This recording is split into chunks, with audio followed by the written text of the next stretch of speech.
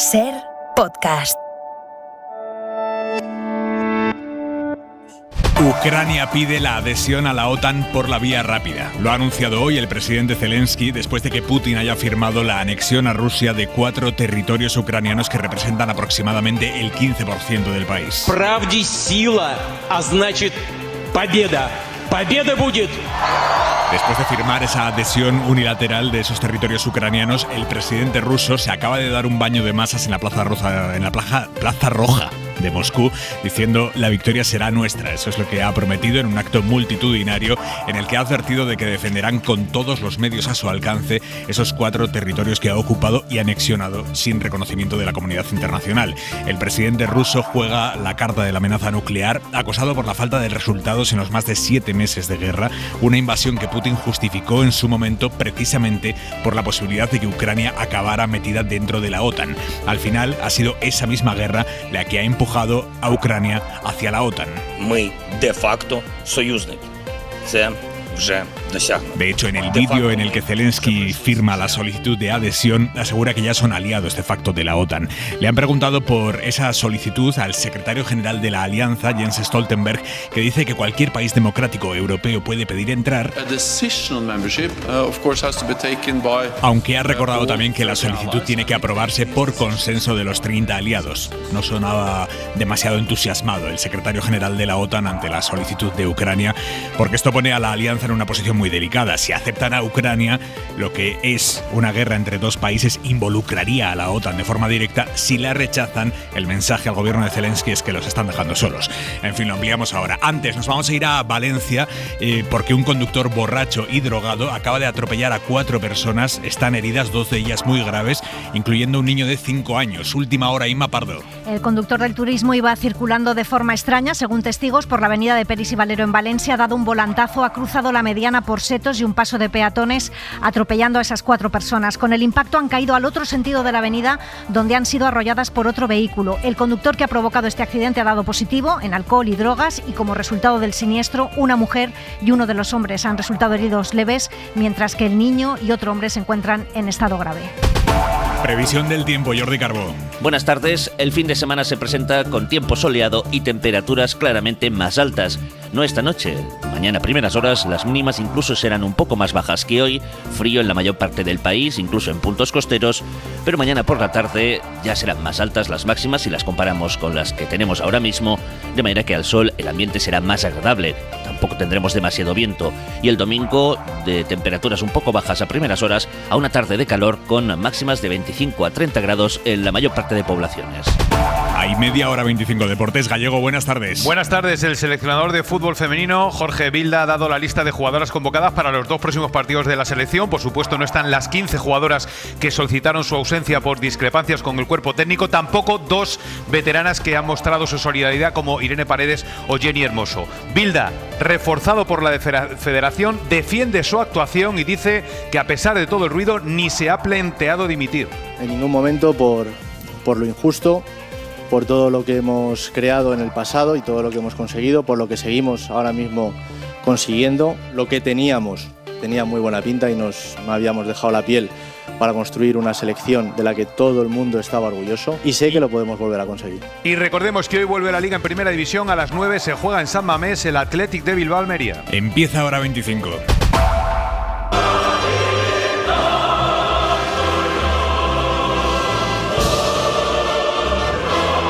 Ha sido un acto de exaltación patriótica lo que ha organizado Putin esta tarde en la Plaza Roja de Moscú para terminar de escenificar la anexión a Rusia de 4 provincias ucranianas: Donetsk, Lugansk, Jersón y Zaporilla. Un movimiento que aleja aún más la posibilidad de una paz próxima. Putin se ampara en los pretendidos referéndums que él mismo, las autoridades prorrusas, han convocado sin ningún tipo de garantías en los territorios ocupados. Informa desde Moscú Javier González Cuesta. El presidente ruso ha culminado su día de gloria con un habrá victoria ante miles de personas. Putin firmó esta tarde los tratados de anexión con las autoridades que él mismo ha impuesto en las 4 regiones ucranianas y ha advertido a Kiev de que su devolución no entrará en ninguna negociación. El mandatario ha exigido al gobierno de Zelensky un alto el fuego inmediato cuando las tropas ucranianas están a punto de tomar un nudo clave de Donetsk, aunque la mayor parte de su discurso estuvo enfocado contra Estados Unidos y el resto de Occidente.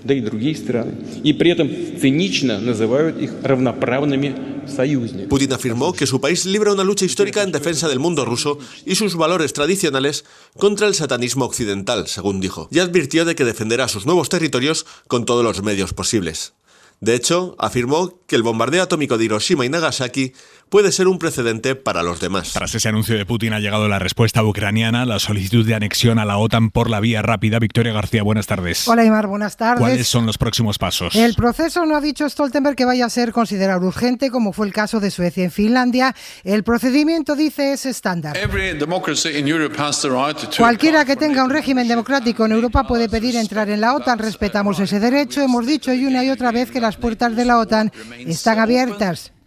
Decía sin mojarse más, pero Zelensky lo lleva pidiendo desde el año 2008 y siempre se le había negado. Su estatus, el estatus de Ucrania antes de la guerra, era de socio de oportunidad mejorada. Esto viene a darse en países no miembros, pero que han contribuido y se han beneficiado de operaciones militares de la OTAN.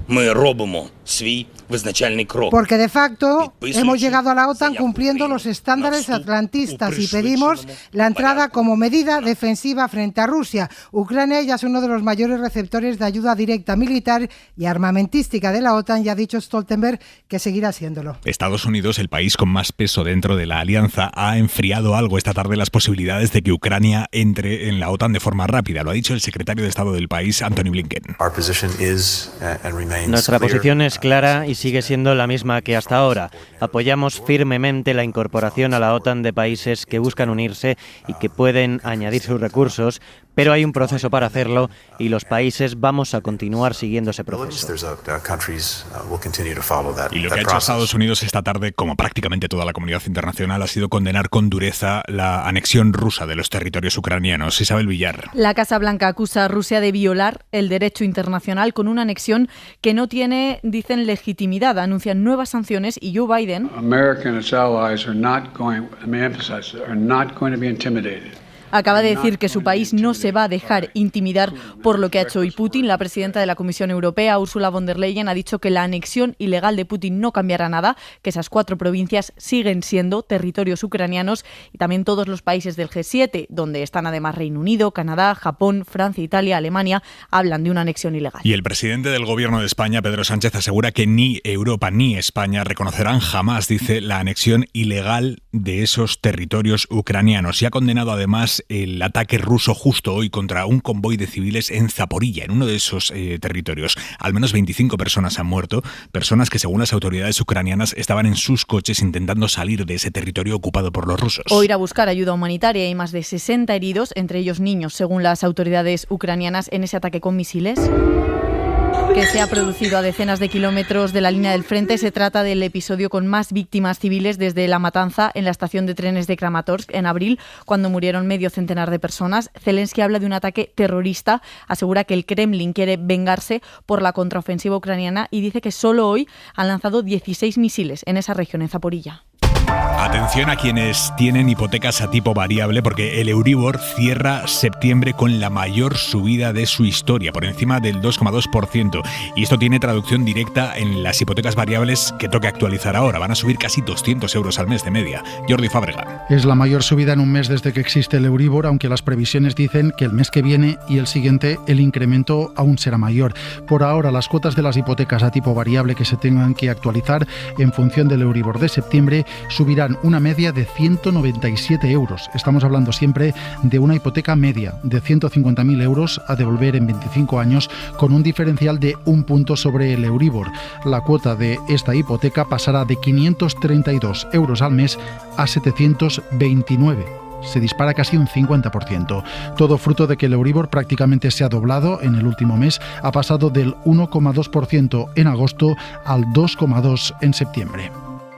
Lo ampliamos en Hora 25 de los negocios a partir de las 9 de la noche.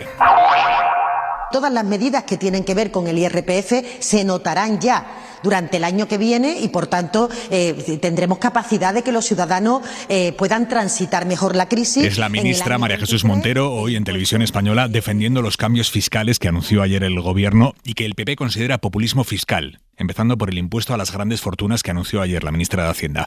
Populismo fiscal, lo ha dicho hoy el presidente del partido, Núñez Feijóo. Para anunciar tasas o impuestos contra algo o contra alguien.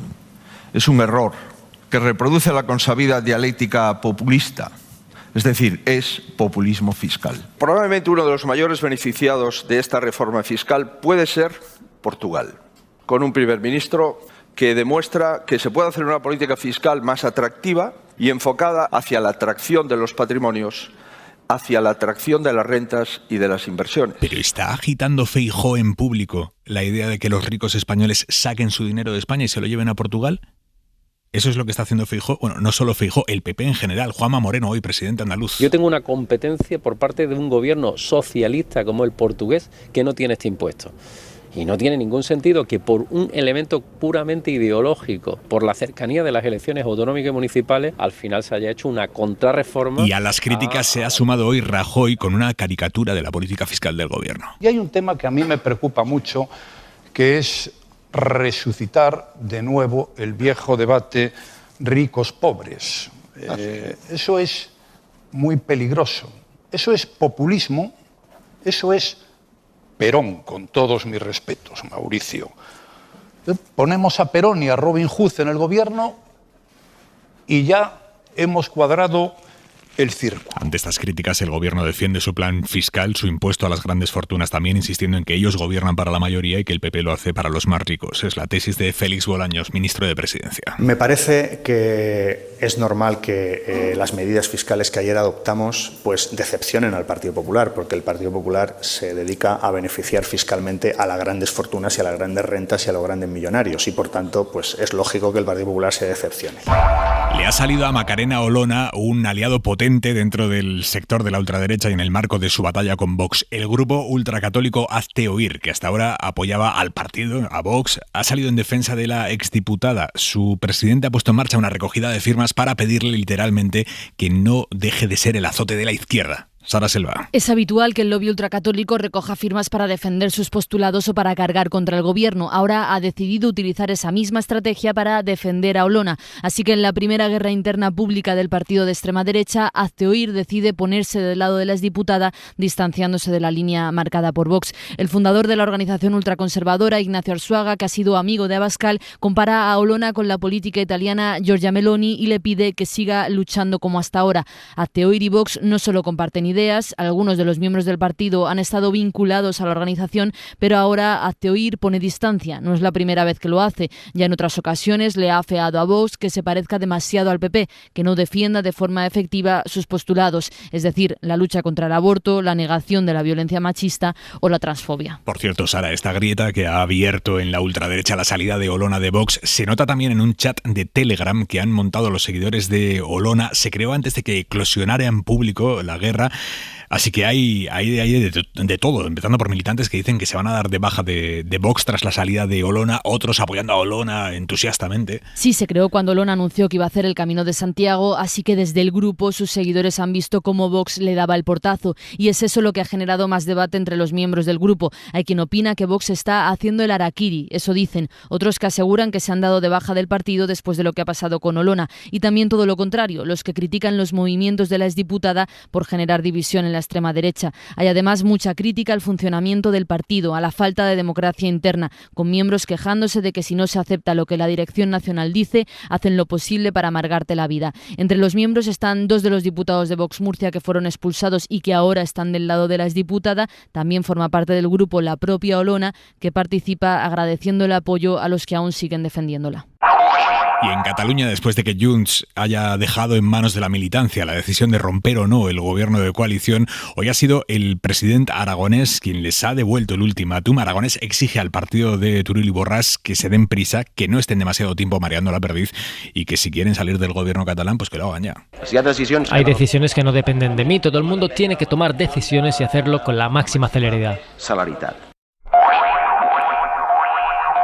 Solo el 20% de los presos que salen de la cárcel, solo el 20% delinque en los siguientes 10 años. El 80% no vuelve a cometer un delito después de salir de prisión. Esta es la principal conclusión de un estudio inédito en España que se basa en un seguimiento que se ha hecho durante 10 años a más de 19.000 personas que salieron de la cárcel en 2009. Y la conclusión general es esa, el 80% de ellas nunca reincide.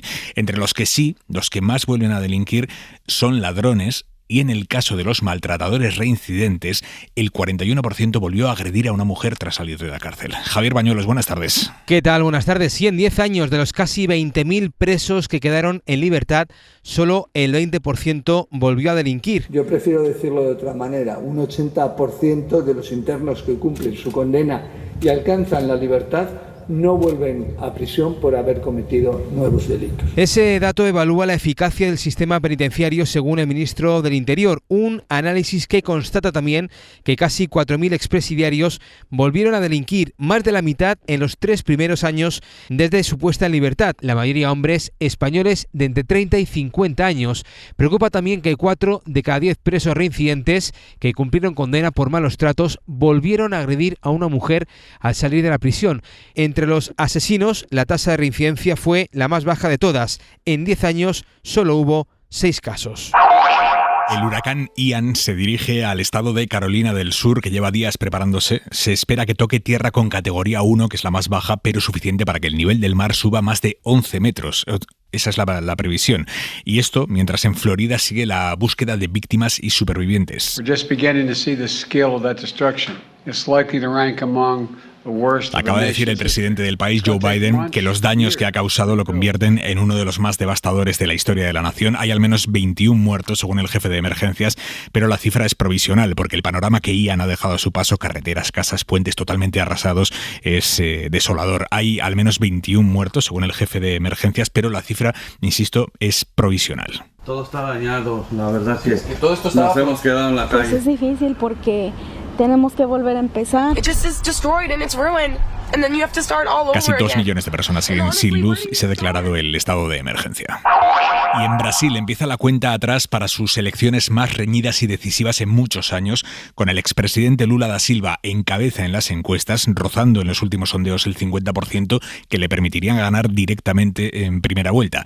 El debate final ha sido esta madrugada. Mentiroso, ex-presidiario, traidor da pátria. Pare de mentir porque o povo não suporta mais. Que quis impor uma agenda de ideologia de género, ensinando crianças. Convertido en un duro cruce de acusaciones entre Lula y el actual presidente, el ultraderechista Jair Bolsonaro, que ante la previsión de perder ha empezado a sembrar dudas sobre el sistema de votación electrónico que se va a utilizar el domingo y que lleva décadas funcionando en Brasil.